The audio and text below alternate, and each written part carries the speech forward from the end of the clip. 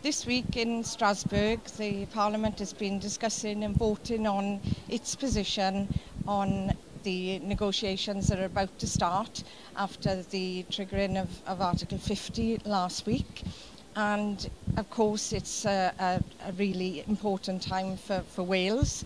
And here in the Parliament with us this week is Dafydd Wigley.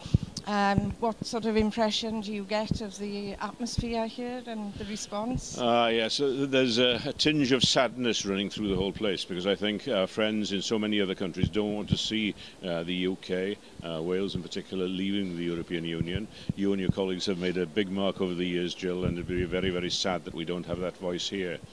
However, we're in a position, as you and I know full well, that we are likely to leave, and therefore the challenge is to get the best possible deal for Wales. And the terms of the negotiation, which were discussed today, a debate to which you contributed excellently, those terms will be critical, and therefore we need to get our message over about what we seek for Wales.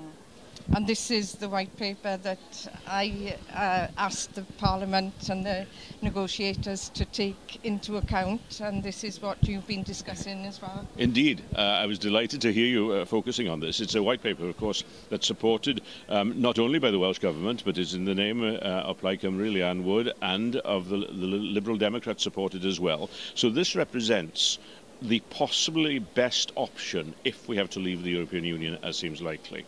What it's based on, as you know, is getting a participation in the single market, although we can't strictly be full members of the single market.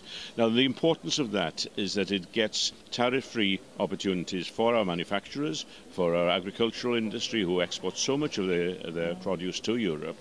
And to do this within a structure, right, we're outside the European Union, but it gives us a level playing field for our economy. And it's essential that this is a central part of the negotiations.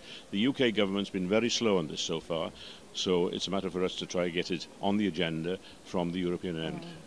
And we'll be continuing to do that here in Strasbourg and in London and in Wales, of course.